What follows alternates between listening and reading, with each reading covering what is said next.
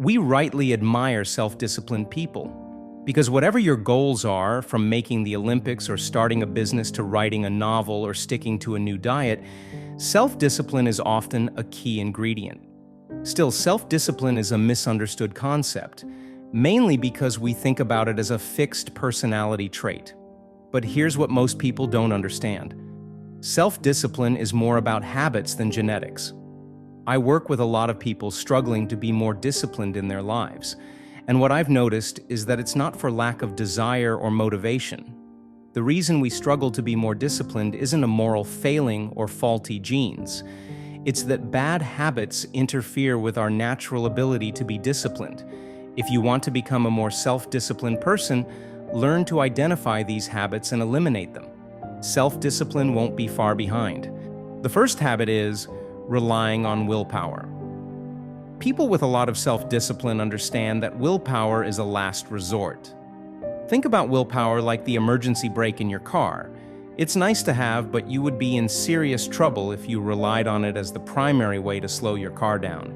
Willpower should never be a primary strategy for accomplishing difficult things. Self-disciplined people understand that there are far more effective strategies for staying committed to challenging goals and tasks.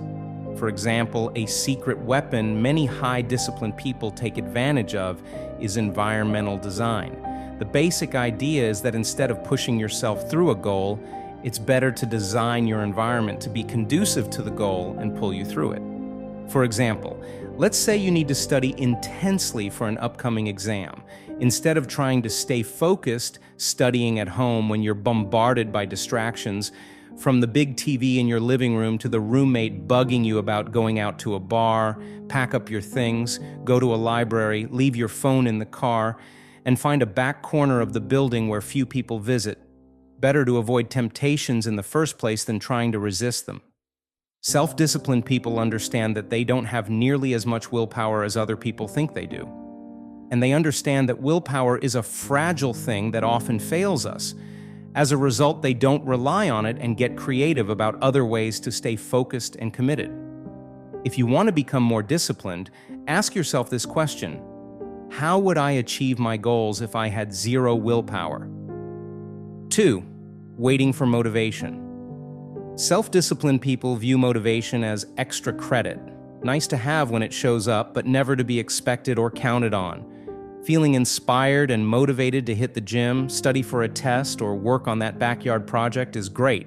We all love that feeling because it makes it relatively easy to do hard things.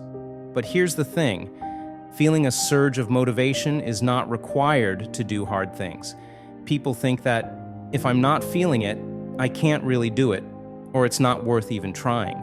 We go about our lives waiting for inspiration to strike, but all the while our dreams, goals, and aspirations fade further and further into memory as life seems to pass us by. Self-disciplined people don't fall into this trap because they understand the true nature of the relationship between feeling and action. Action leads to feeling just as often as feeling leads to action. In other words, the relationship between feeling and action is a two-way street. Sure, feeling good helps you do hard things, but doing hard things makes you feel good. In particular, it makes you more motivated to do future hard things. Self-disciplined people have an action bias. They understand that the only way to feel consistently motivated is to build the habit of consistently taking action, even if it's very small actions initially. It's true, self-disciplined people are more motivated than the rest of us, but it's not because of luck or good genes. They simply understand how to create their own steady stream of motivation by taking action, despite how they feel, instead of waiting around for the feeling. 3. Trusting your feelings. Self-disciplined people know that feelings are not to be trusted. Now, this doesn't mean you shouldn't listen to your feelings and be aware of them. In fact, highly disciplined people are often very in touch with their moods and emotions, but they're not ruled by them. Self-discipline requires a healthy skepticism of your own emotions. The key insight here is that while emotions often communicate important information, they can just as often lead us astray. When you're hiking through the mountains and your anxiety pops up because you hear a sudden rattling sound, that's probably a good thing. your brain's way of quickly preparing you for the possibility of stepping on a rattlesnake.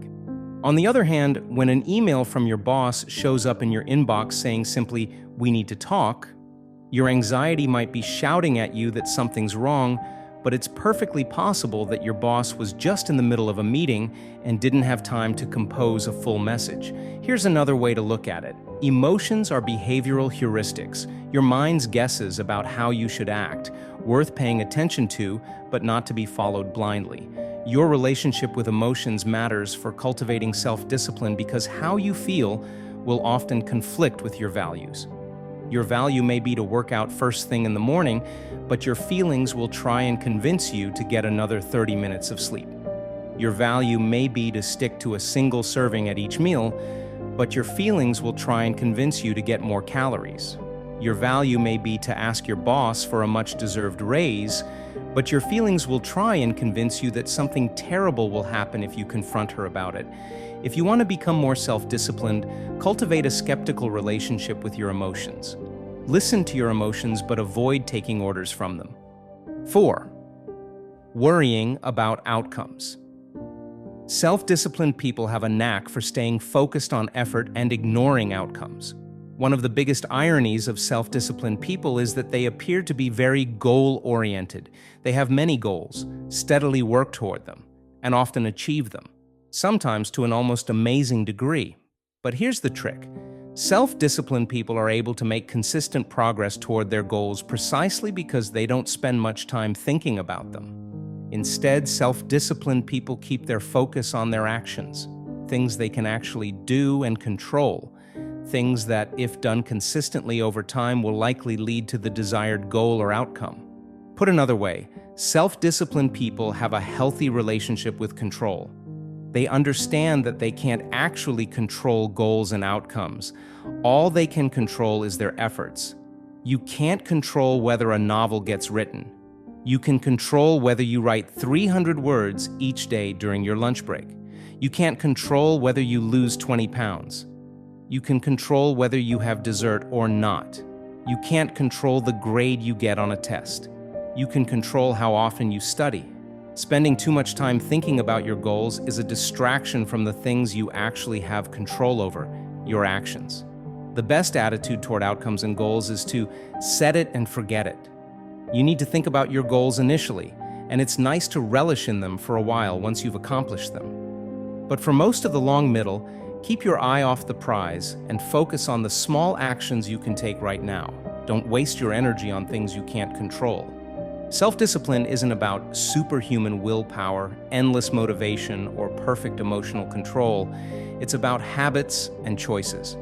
By focusing on designing your environment, taking action even when motivation is low, questioning your emotions, and staying grounded in your efforts rather than outcomes, you can cultivate the kind of discipline that leads to lasting success. Remember, self-discipline is a skill, not a trait. It's something you can build over time by being intentional about your habits and mindset. So, start small, be patient with yourself, and trust the process. If this resonated with you, let me know in the comments. What's one small change you're going to make to strengthen your self-discipline? And if you found this video helpful, don't forget to like, share, and subscribe for more practical insights on personal growth and success. Let's work together to build the habits that lead to a better life.